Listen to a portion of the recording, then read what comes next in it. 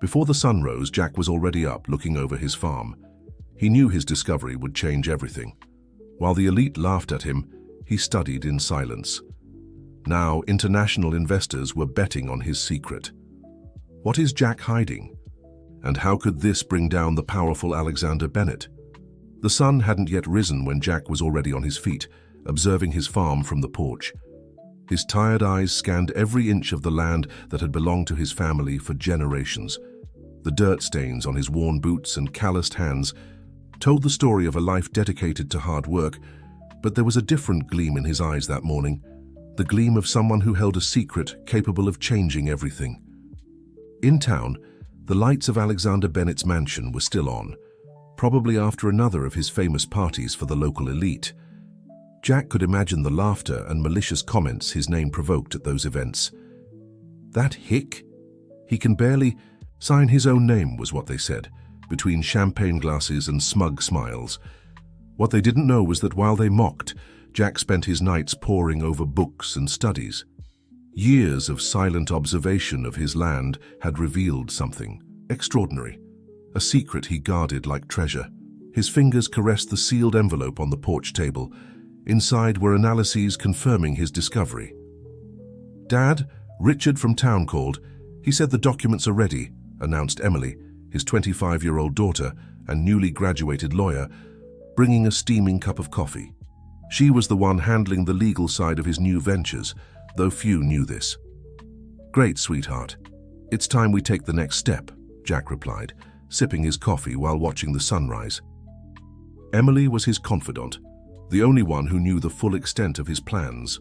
In town, the day began with its usual routine.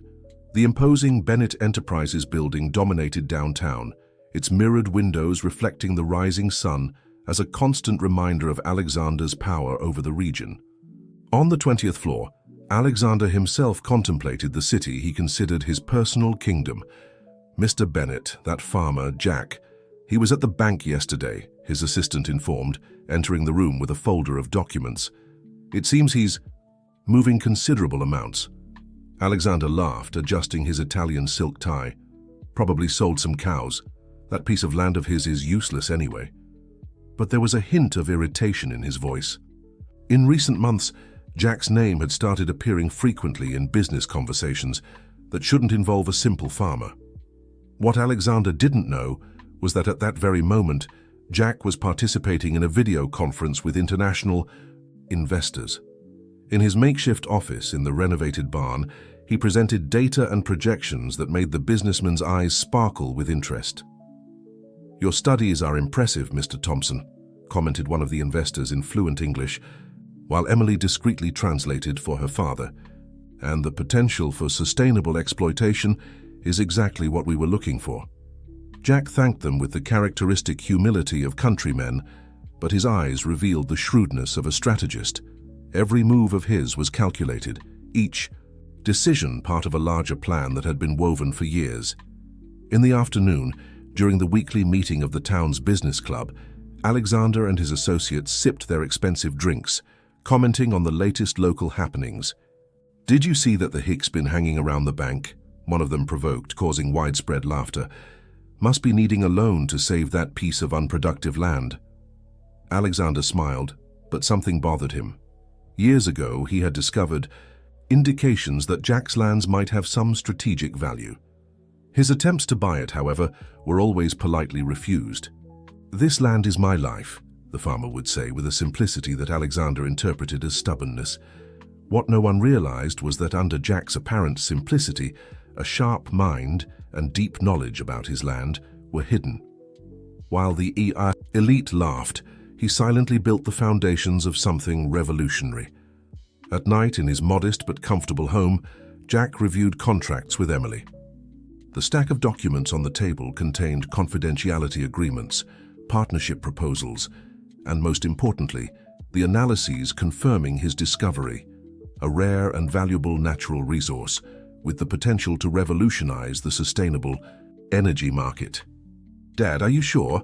After we take this step, there's no turning back?" Emily asked, concerned about the proportions this was taking.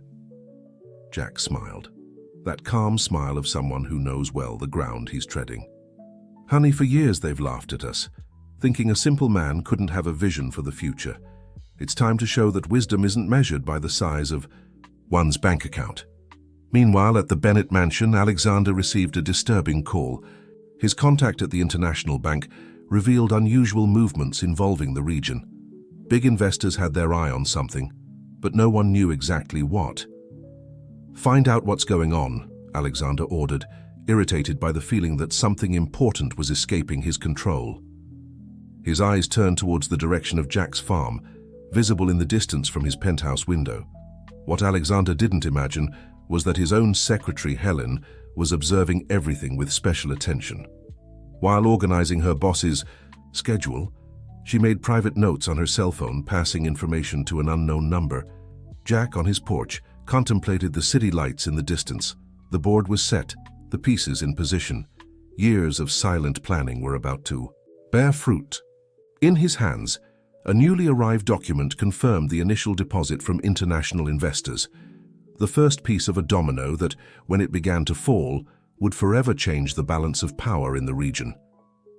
"Tomorrow we begin," he whispered to himself, storing the document in the safe discreetly installed behind a portrait of his late wife. Her portrait seemed to smile, as if approving his plans to transform the family legacy into something much greater than anyone imagined. If this story interested you, don't forget to subscribe to our channel and give it a like. Tell us which city you're watching us from. We continue. The meeting at the downtown law office was scheduled for 9 o'clock sharp. Emily arrived 15 minutes early, carrying a folder with carefully organized documents. Her father, Jack, was waiting for her in the reception area, wearing his only suit, simple but well kept. The contrast between father and daughter couldn't be greater. She in her modern pantsuit, he with his farmer's boots peeking out from under his dress pants. "Dr. Richard is waiting for you," announced the secretary, leading them to a meeting room overlooking the city. The lawyer, a middle-aged man known for his discretion, greeted them with a knowing smile. "The contracts are ready, Mr. Thompson," said Richard, spreading documents across the mahogany table. "We managed to register all the patents silently, as requested. The Korean investors are especially interested in the expansion potential." On the other side of town, in the Bennett Empire, Alexander was receiving disturbing news. His assistant had discovered strange movements in the market. "Sir, there are rumors about a new sustainable technology being developed in the region. Investors are agitated." Alexander frowned, drumming his fingers on his Italian marble desk. Something didn't fit. In recent months, he had noticed a subtle change in the behavior of other businessmen. Some seemed less willing to participate in his projects, as if they were saving resources for something bigger. "Helen," he called his secretary, who promptly appeared with her tablet. "Schedule a meeting with our commercial intelligence team. I want to know every cent being invested in this region." Helen nodded, taking notes. When she left the room, she discreetly sent a message. "He's starting to investigate. Shall we proceed as planned?" At his farm, Jack was conducting a very special visit. Dr. Park, a South Korean scientist, examined soil samples with barely contained enthusiasm. "Extraordinary," he repeatedly muttered in his heavily accented English. "The potential is even greater than we imagined." Emily translated the technical observations for her father, but Jack already understood the essentials. Years of solitary study had prepared him for this moment. His discovery wasn't just valuable, it was revolutionary. "The preliminary tests confirm everything," Dr. Park explained through Emily. "This mineral has unique properties for clean energy storage. With the right technology, we can create much more efficient batteries than current ones." At the local bank, the manager observed, intrigued, the movements in Jack's account. Substantial, international deposits were starting to arrive, all perfectly documented and legal. The gossip spread quickly, reaching Alexander's ears through his contacts. "What do you mean the hick is receiving money from Korea?" Alexander exploded, knocking over his imported coffee cup. His irritation increased when he discovered that attempts to obtain information ran into rigorous confidentiality agreements. That night, Helen worked late, copying important documents from Alexander's computer. Her true employer paid well for privileged information, though she had never discovered their real identity. At the farm, Jack was receiving another important visitor, an executive from one of the world's largest technology companies. The man, who arrived in a discreet car at dusk, brought a proposal that would make most businessmen lose sleep. "Mr. Thompson," said the executive, while Emily translated, "we want to be your exclusive partners. Our laboratories, our distribution structure, everything at your disposal." Jack listened to the millionaire proposal with the same calm he showed when assessing the time for planting. His years working the land had taught him that the best decisions are not made in the heat of the moment. "I appreciate the interest," he replied through Emily, "but I need to evaluate all proposals adequately. Haste is the enemy of perfection." The executive left impressed. He wasn't used to seeing someone maintain serenity in the face of numbers with so many zeros. Meanwhile, Alexander was beginning to mount his attack plan. His lawyers were scouring old records, looking for any loophole that could question Jack's ownership of the lands. "That piece of land is worth much more than it appears," he revealed to an advisor, "and I'm going to find out why." What Alexander didn't know was that every move of his was predicted and monitored. Jack had learned to play chess with his grandfather, and that lesson was never forgotten. A good player thinks 5 moves ahead. In his makeshift office in the barn, Jack examined a detailed map of his property. Discrete markings indicated the points where the precious mineral had been found. Next to it, a computer screen showed emails from interested parties from around the world. "Dad," called Emily, entering with more documents, "the lawyers confirmed. We have complete legal protection. They can't touch us." Jack smiled, remembering when he began to suspect the potential of his lands. It had been years of night studies, secret analyses, and meticulous planning. Now, each piece was in its place. At the business club, members of the local elite were beginning to notice subtle changes. Some of their international contacts were asking strange questions about the region. Others mentioned a new revolutionary project in development. "Must be something of Alexander's," they commented among themselves, unable to imagine that the biggest development of the decade was happening right under their prejudiced noses. Helen, Alexander's secretary, was finishing another day of work. In her purse, a pen drive contained valuable information about her boss's plans. Her phone vibrated with a message. "Meeting confirmed for tomorrow. Bring everything." At the farm, under the starry sky, Jack and Emily were finalizing preparations for the next step. "Tomorrow we start phase 2, he said, observing the city lights in the distance. "Are you ready?" Emily nodded, feeling the weight of responsibility. She knew that what they were about to do would change not only their lives, but the entire future of the region. In the Bennett mansion, Alexander couldn't sleep. Something big was happening, he could feel it. His years of business experience had given him a sixth sense for opportunities, and now that sense was screaming that he was missing something important. What no one suspected was that the true architect behind all that movement was observing everything from afar, satisfied with the unfolding of events. Each reaction, each decision taken, followed exactly the script foreseen in his larger plan. The news exploded like lightning on a clear, sunny day. The Commerce Journal splashed across its front page. Revolutionary sustainable energy project to be announced. Buzz took over the city, when just below the headline a photo showed Jack alongside international executives. Alexander Bennett choked on his breakfast when his assistant burst into his room with the newspaper. His eyes quickly scanned the lines of the article, his face turning redder and redder.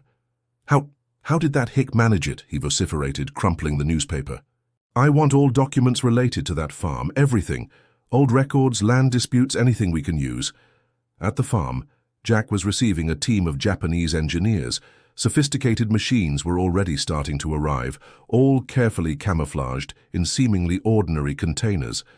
Emily supervised the installation of the new laboratory, discreetly built at the back of the property. "The final tests confirm everything, Dad," she said, showing the reports. "The mineral has exceptional purity.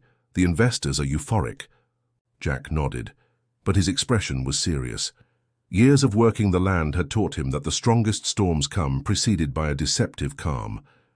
And he could feel the storm approaching. His suspicions were confirmed when Richard, his lawyer, arrived hurriedly at the farm. "Jack, it started. Alexander is moving his pieces. He found old documents that suggest irregularities in the land demarcation." "Forged documents, you mean?" corrected Emily, already separating the original certificates and records they kept in the safe. In Alexander's office, Helen discreetly observed, while her boss coordinated a veritable task force to bring down Jack. Lawyers, surveyors, and specialists in old documentation were summoned. On her cell phone, she quickly typed messages to her mysterious employer. "The plan is underway. Bennett took the bait," she sent, receiving only an approval emoji in response. Jack, however, was not unprepared. Years of provocation and disdain from the local elite had taught him to always have a plan B, C, and even Z. In his office in the barn, now transformed into a state-of-the-art operations center, he reviewed his strategy with Emily and a team of specialists.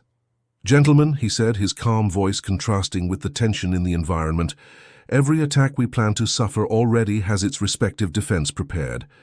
There isn't a single document in our operation that hasn't been verified and legally protected." What Alexander didn't know was that his judicial offensive was exactly what Jack expected. Each aggressive move by the magnate only served to strengthen Jack's position as the local entrepreneur facing the established power. The regional media began to report on the clash. On one side, the powerful Alexander Bennett, known for his aggressive business tactics. On the other, Jack Thompson, the farmer who surprised everyone with a revolutionary discovery in the area of sustainable energy.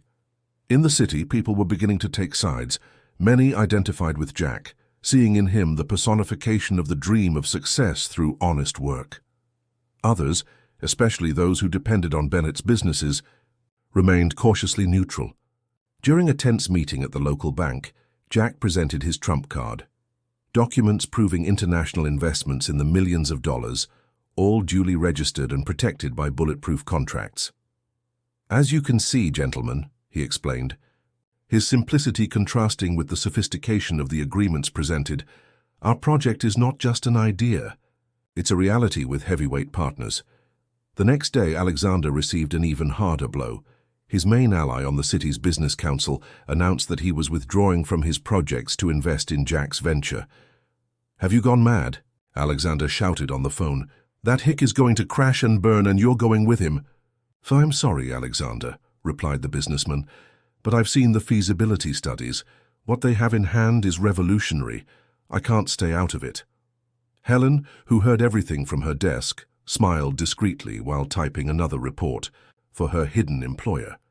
What no one suspected was that each move, each exalted reaction from Alexander, each broken alliance, was part of a much larger plan.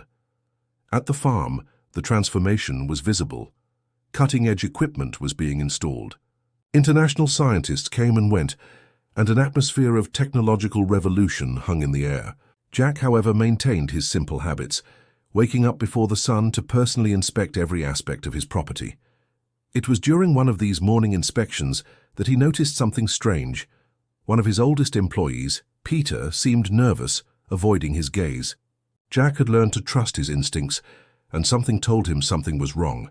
"Emily," he called his daughter later, "I need you to check all of Peter's communications in the last few months, discreetly." Emily nodded, already understanding her father's concern.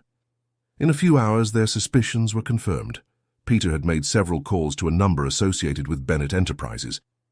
"They have a traitor," Jack concluded, his voice more tired than angry. "But maybe we can use this to our advantage." What Jack didn't reveal, not even to Emily, was that the discovery of the traitor was part of an even bigger plan. Each piece of the puzzle was fitting exactly as predicted. At the end of that week, Alexander received a mysterious envelope. Inside, photos and documents that seemed to prove security flaws in Jack's project. His informant had done a good job. "Finally," he exclaimed, immediately summoning his legal team, "we're going to end that hick once and for all." What Alexander didn't realize was that, while he celebrated his apparent advantage, other forces were moving in the shadows. Helen sent her last message of the day. Phase 3 completed. He fell for it completely. At the farm, Jack watched the sunset from his porch, a slight smile on his lips. Tomorrow, he thought, the real game begins. The conference room of the city's largest hotel was packed. Journalists, businessmen, and curious onlookers jostled for the best seats. The murmur ceased when Alexander Belmont took the stage, his triumphant smile illuminated by camera flashes. "Ladies and gentlemen," he began, adjusting the microphone, "we're here today to clarify certain recent events in our city." His gaze swept the audience until he found Jack, sitting discreetly in the last row. Some people think they can fool everyone with empty promises and dubious technologies. In the front row, Helen typed frantically on her tablet, apparently taking notes. In reality, every word Alexander spoke was being transmitted in real time to someone very interested in his next moves. "I have here," Alexander continued, raising a folder, "irrefutable evidence of irregularities in Mr. Smith's project.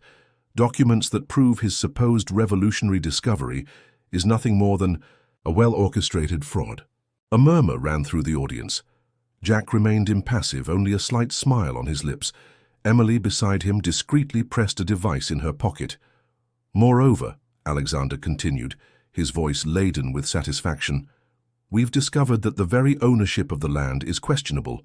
Our historical records show—" His speech was interrupted by a succession of beeps from various cell phones in the audience. Journalists began whispering among themselves, their wide eyes fixed on their device screens. "Mr. Belmont," a reporter interrupted, standing up, "could you comment on the statement just released by the International Energy Agency?" Alexander frowned, confused. "What statement?" "The one announcing the biggest discovery of the decade in clean energy storage technology," she replied, reading her screen. "A technology developed in partnership with Jack Smith." Alexander's face paled as the auditorium screens lit up, showing images of cutting-edge laboratories, test results, and, most impressively, his own company's logo among the project partners. It was then that Helen stood up, walking to the stage. "Mr. Belmont, I think you'll want to see this too." She projected a series of emails, Alexander's private correspondence with international businessmen, revealing his own attempts to sabotage sustainable projects to maintain his energy monopoly. How did you—" Alexander stammered. "Sorry, boss," Helen smiled, "but I've been working for someone with a bigger vision than yours for a long time." Jack finally stood up, walking calmly to the stage. His simplicity contrasted with the luxurious environment, but there was a dignity in his posture that commanded respect. "Mr. Belmont," he said, his voice clear and firm, "you've spent years calling me a hick, laughing at my supposed lack of vision. But while you were busy manipulating people and destroying dreams, I was studying, researching, and building true alliances." The auditorium doors opened, and an imposing figure entered, Lawrence Chang, CEO of one of the world's largest technology companies. "Jack is more than our partner," he announced in perfect English, needing no translation. "He's the visionary who revolutionized our approach to sustainable energy." Alexander staggered, leaning on the podium. "But, Peter, the leaked information." "Ah, yes," Jack smiled. "Peter is an excellent actor. Every leaked document was carefully prepared to lead you exactly where we wanted." Emily joined her father on stage, bringing a new presentation. "Ladies and gentlemen, allow me to show you the true Smith Green Energy Project, a technology that not only revolutionizes clean energy storage, but will be produced entirely in our region, generating thousands of jobs." The images showed an impressive structure, an ultra-modern factory already under construction on Jack's land, research laboratories, training centers. The project was much larger than anyone could have imagined. "But you know what's most ironic, Mr. Belmont," Jack continued. "If you had been less arrogant, less concerned with belittling others, you could have been part of all this. Several times I tried to open a dialogue, but you were too busy laughing at the hick." Helen approached Alexander, handing him one last document. "Your last chance to come out of this with some dignity," she whispered. "Your resignation from the presidency of Belmont Enterprises in exchange for a non-disclosure agreement about your less ethical activities." As Alexander left the stage defeated, Jack addressed the audience. "Our city has always had the potential to be a hub of innovation, What was missing was believing that great ideas can come from unexpected places and people. Lawrence Chang took the floor. Smith Green Energy will be the first of many projects. We're already planning a research and development center that will transform this region into the Silicon Valley of sustainable energy. In the days that followed, Jack's story spread around the world.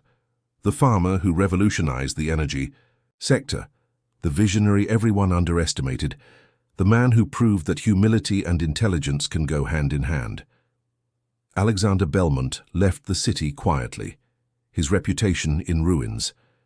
Helen took over the presidency of Belmont Enterprises, now part of the Smith Green Energy conglomerate, ushering in a new era of ethics and sustainability.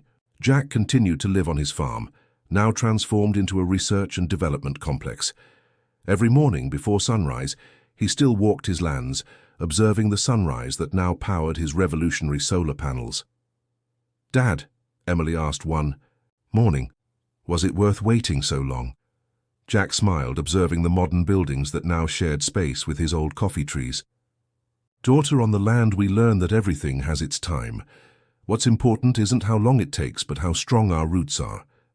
Dear listeners, we hope Jack's story has touched your hearts and shown that true success comes from the combination of vision, perseverance, and integrity. To continue this inspiring journey, we've prepared a special playlist with equally moving stories about people who transformed their lives and their communities. Find it here, clicking on the left. If this story resonated with you, don't forget to subscribe to our channel and leave your like on the video. Every day we bring unique stories that explore the complexity of life and the power of determination. Share your own stories of overcoming in the comments. We'd love to hear them. Together, we can inspire even more people to believe in their dreams, no matter how many obstacles they encounter along the way.